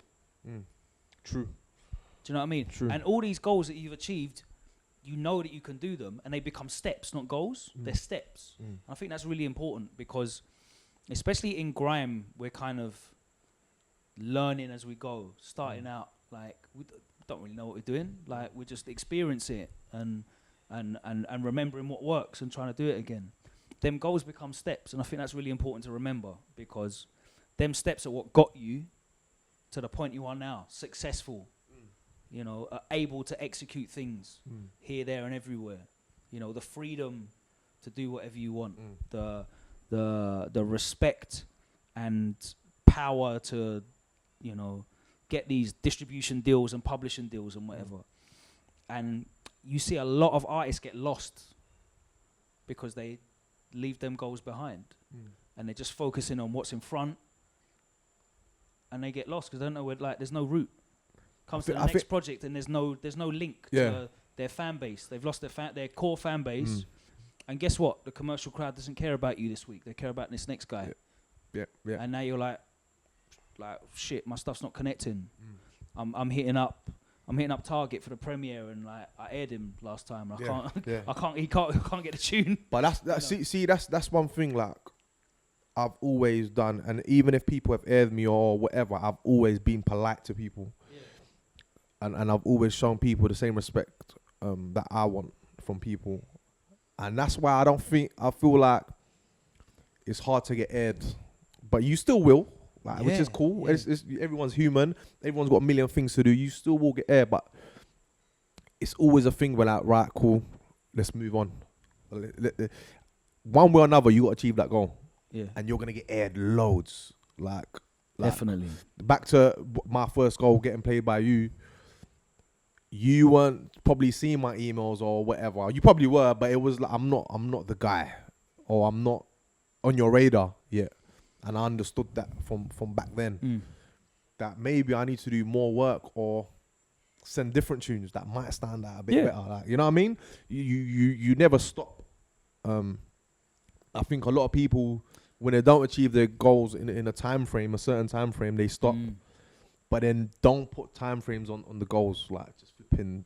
There's no such thing as ultimate failure until you die. Anyway, do you know what I mean? Like there's always the chance for you to succeed in something whilst you're still breathing. You know what I mean? Like so, like you said, send the tune to someone. They don't play it, and you don't get any feedback. You got to carry on. Yeah. And carry on working here as well. Sending your tunes to that. Exactly. Okay, I can't get my man to play the tune, or I can't get this website to do the premiere, or I can't get this playlist to put it on Spotify. But maybe I can get this one and this one and this one. Yeah. And like at the same time you're improving your craft. Yeah. I'm sure if you went back and listened, I've had this with Maniac actually, you know, gone back and listened to music that you sent me maybe 2 years before I started playing your tunes. Yeah, I'm glad you didn't play them tunes, you know, because I listened back to them the other day and boy, they weren't the ones. I've had that from a bunch of people. I feel like you said, have the goal. So if you can't get to the person here, get to the people below. And I come from a thing where I didn't know anyone. I'm just a fan of grime.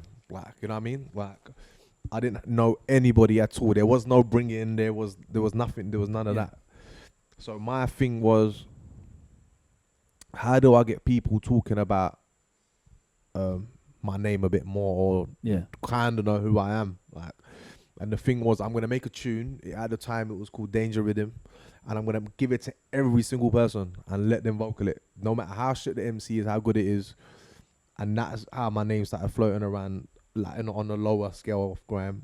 and then I done another one of them, and then I started doing flipping tunes for everybody, like, and I think from then, and then you start working with the higher, you start going, and then Gets calls you, and then because you did a tune with my man, and my man he's heard it. Yeah, there you go. Like I said, Unique was a DJ who used to come to the youth club. Yeah, he's got Sing For Me, the beat, like the best. Gets has heard it, liked it. You can't get that tune to Gets, but you know what? You got it to Unique, and he got it to Gets. And not that I went to Unique and said play this tune, like to Gets. Yeah, no, he just banged it out. Who made this?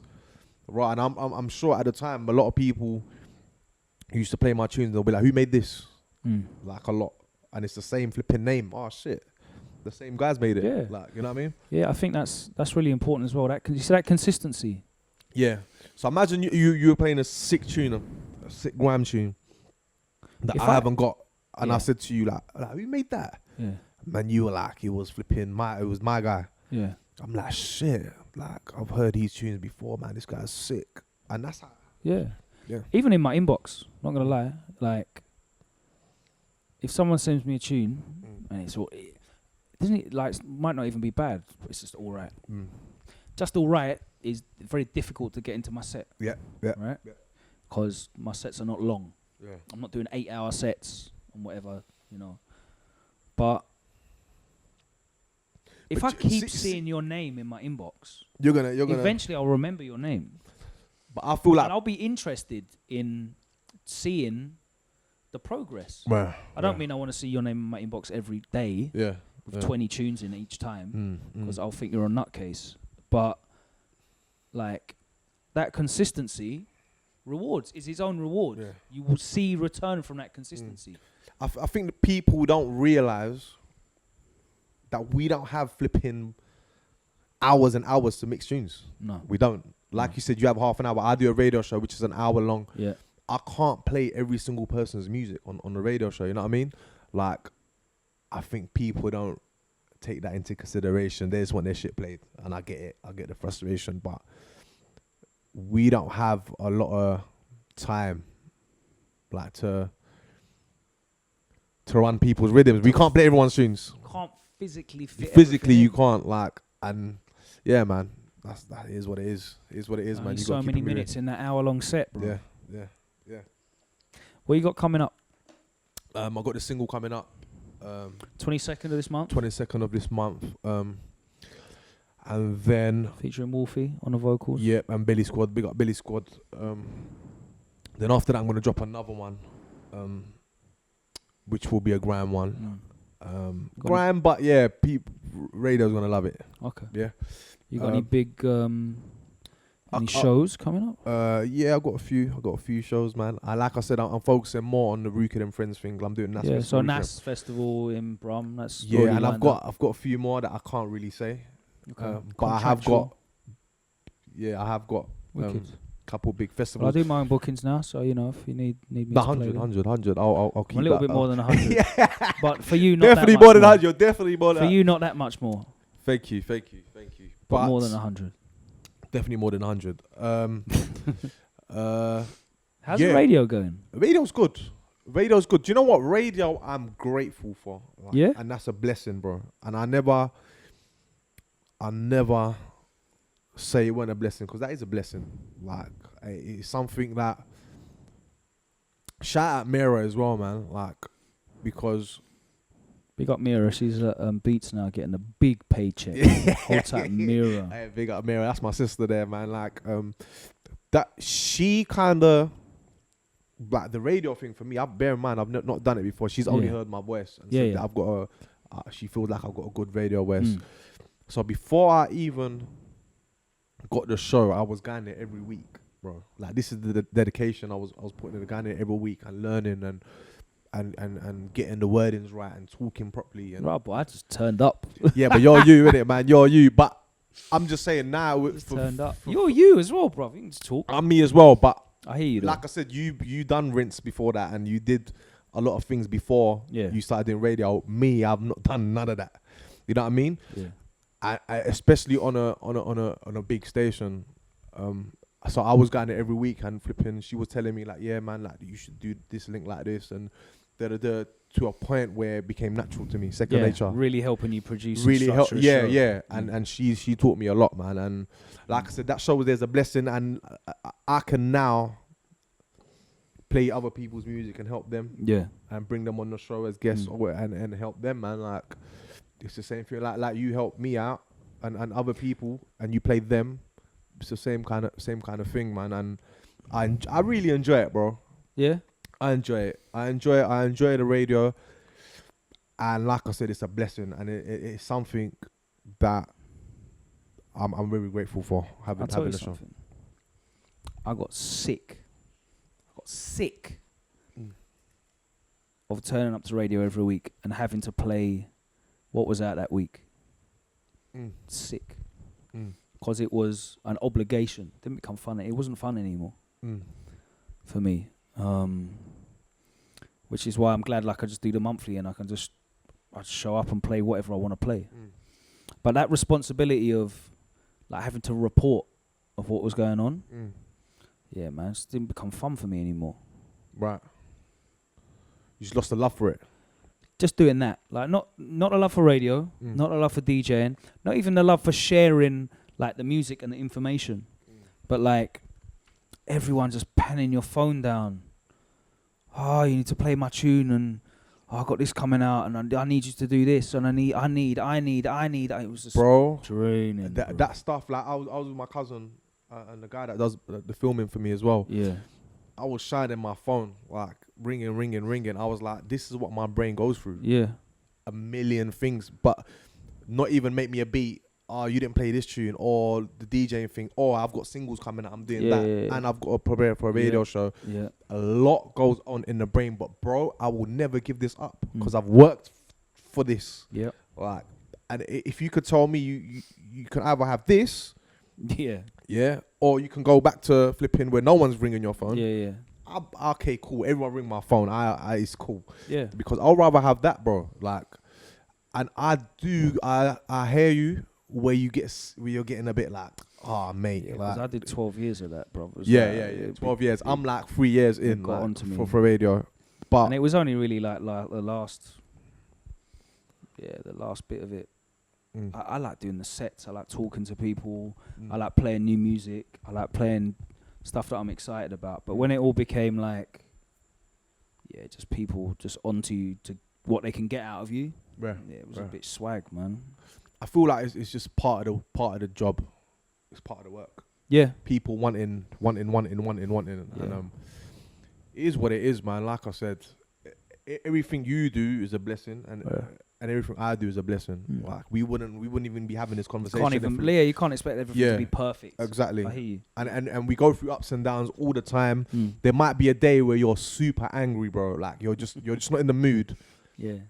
And you don't want to talk to no one, and that person might just be like, "Yeah, man, like, why are you like? I need this, man. I need." It's just like, "Oh, shut up." Say it in the wrong way. Saying the wrong way, and it's like, "Oh, mate, like, not today, man." But yeah, man, like, it's just you're human, innit? At the end of the day. Yeah. Definitely, man. Yeah. But yeah, the radio show seems to be going alright. It's changed formats a lot. It seems like. Yeah. Moved it around a lot. So now we're doing it more in like a bigger place. Yeah. They've got like 3 camera crews now, so the filming's changed. Everything, yeah, man. And it's still good. It's still good over there, man. Yeah.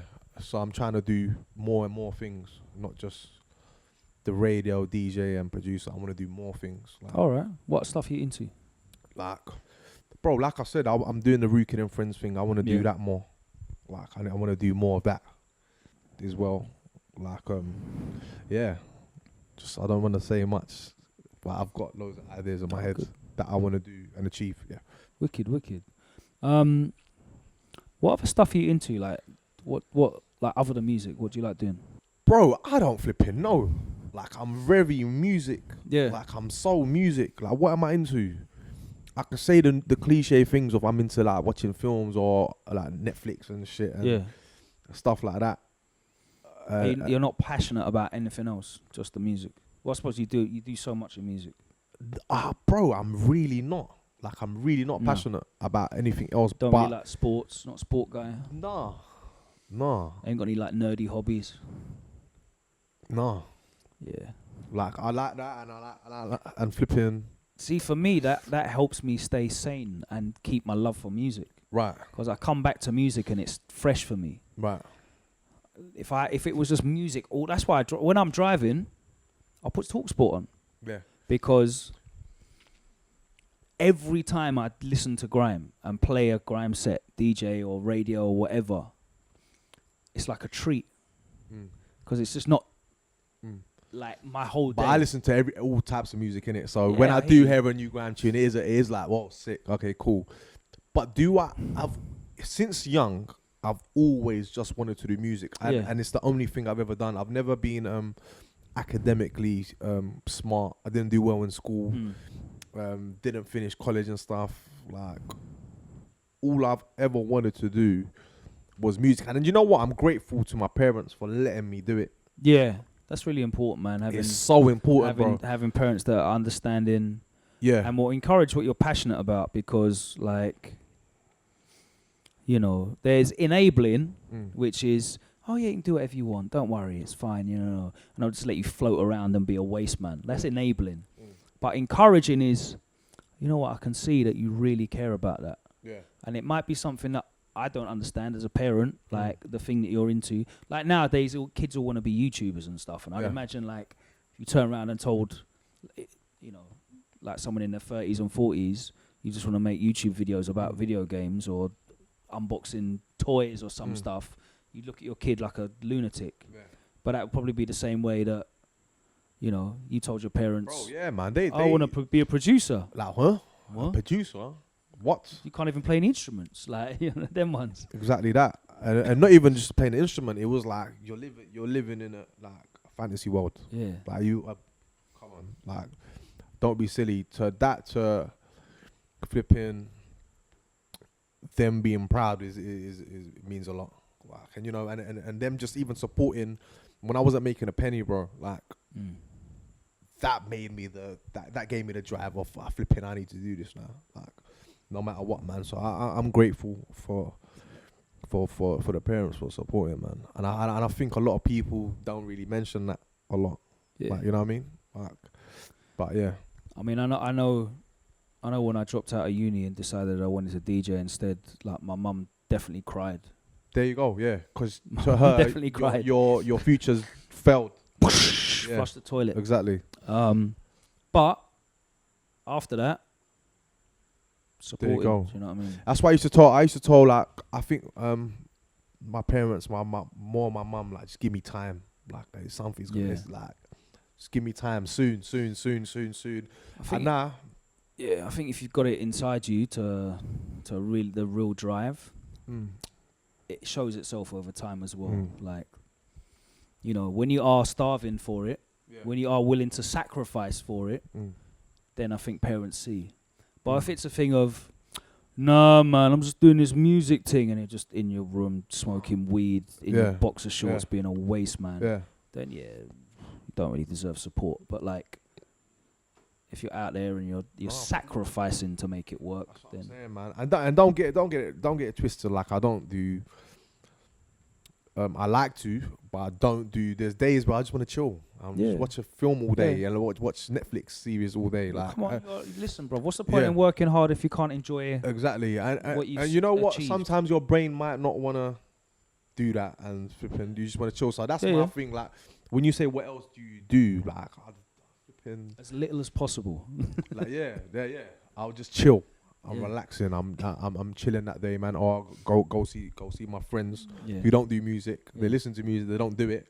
Like, my close friends, none of them do the music. One of them is Belly Squad's manager, and that's about it.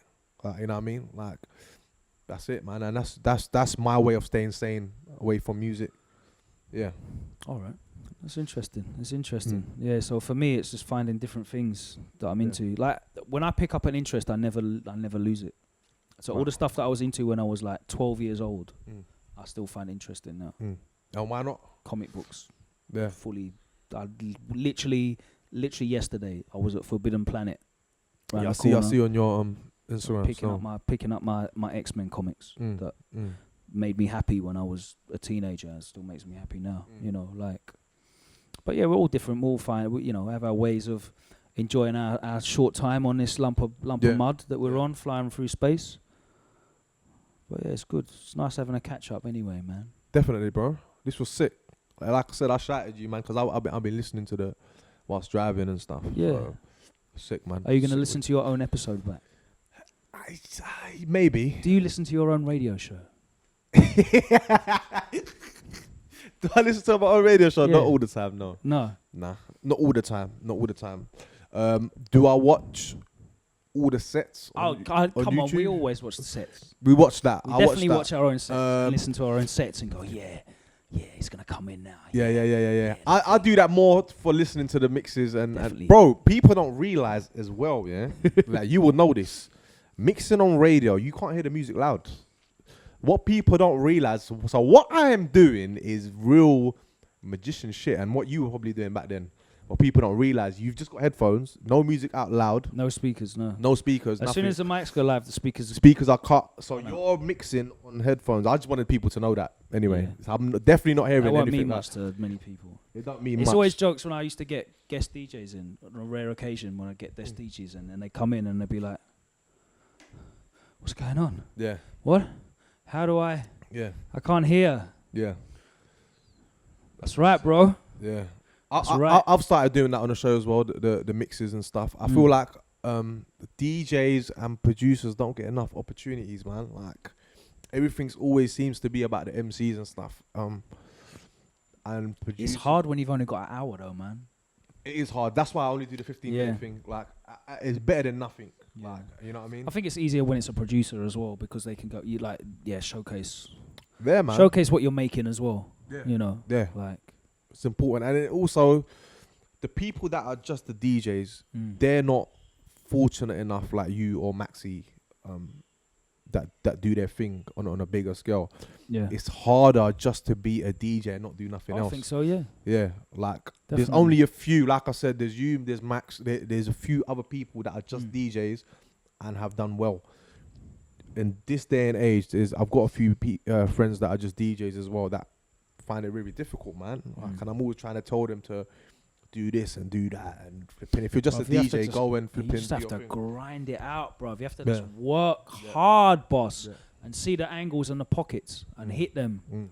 You have to be smart, bro. You really have to be smart. You have to look at what people want, what are people doing, what's someone doing over there that's nothing to do with my genre of music. Can I do something like that will work over here? Yeah, sick. Yeah. Like, bruv, I stole a million ideas that I will never tell anyone that I stole them. But it's not even that. yes, You've bruv. done it. I'll put them to work in the grime scene. Exactly. And But you'd you've done never it where know. no one else has really done it. Yeah, absolutely. In the scene. Yeah, of course. And that's where I feel like people are sometimes, and I was one of them too, and I can't say I wasn't, are sometimes scared of doing something different. But over the years, I've learned that you forget being scared, just do your thing. Yeah, do you know what the worst thing you can do is like following what's going on? Never. Then you'll just be like, it's fine. Do you know what? If you want to be this, it's cool. This is a good thing to do. If you don't want to be this, then it's not for you. But if you're just following what's going on, you'll be the guy that's like here on the flyer. And you'll always be here on the flyer. Because the man that invented what's going on is here. Yeah. And you're just doing a version of that. Yeah. Oh, rah, like, this is what's popping right now. Oh, I need to go over here. It's a very similar thing with artists. You know what I mean? You can be relevant, but not essential. Yeah. Do you know what I mean? Yeah. Being relevant's cool. Means you'll get a regular paycheck, right? Because you'll always be about. And if you got that hustle and grind, you'll get opportunities. But you're never going to be special because you're not bringing anything special. You're not finding anything new to do. You're not innovating. You know what I mean? You're just copying what's going on. You're just trying to fit in. And if you fit in, you'll be one of bare people. So I'm saying. And that's where it comes down to even making tunes. Because if a million people, and I'm not saying that there's people out there that take my style or someone else's style making beats, but well, you got enough styles to go. Yeah, go around. definitely, yeah. But at the time, for example, who were you playing before me? Like a lot. Nocturnal.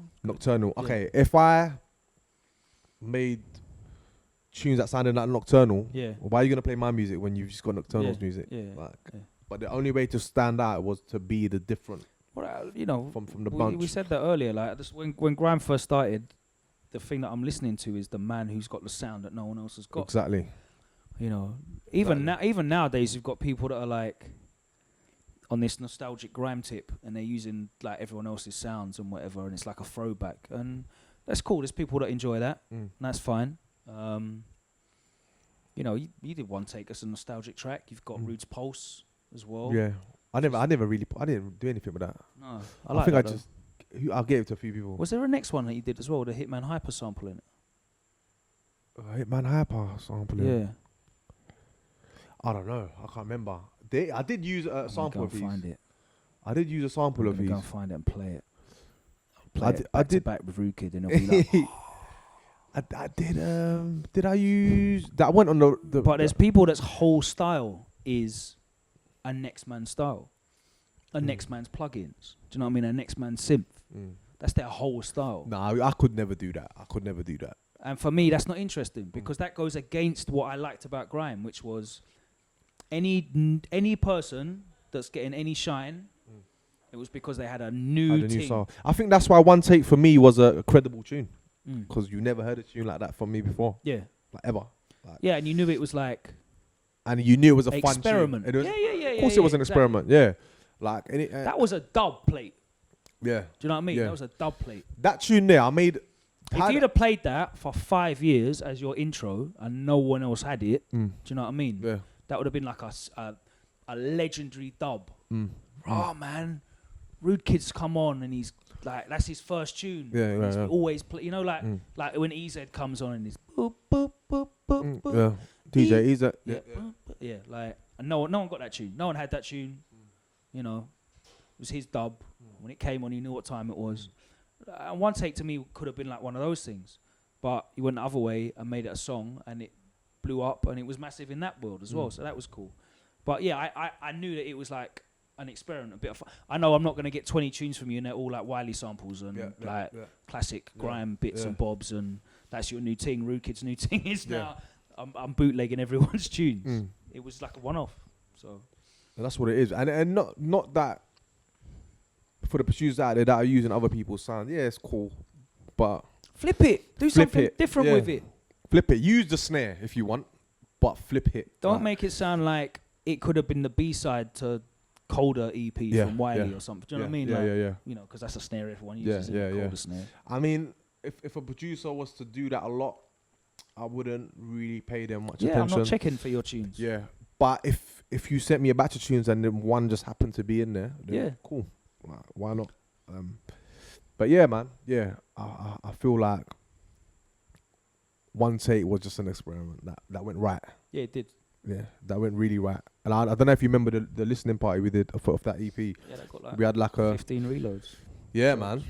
To a point where people knew the words. Yeah. Like, about the end of it. Like Gets us getting sing-alongs at the preview of the EP that no one had heard yet. Mad. And that tune, I wasn't really sure either. No. Like that tune comes because I did a remix called. Have you got one of my tunes called Grime School? Yeah. So Gets heard that. And I did a remix for Jammer, Chip, and Double. What was the tune? School of Grime. Yeah. And I did a remix for them, and I called it Grime School instead of School of Grime. I called it Grime School. Gets was like, man, we should have used that for the EP. I was like, I'm gonna make you something else, like something better. I got you, and that's how the One Take come. Yeah, man. And I just wanted to make a tune with using bare sounds and make it my own. But again, it's like.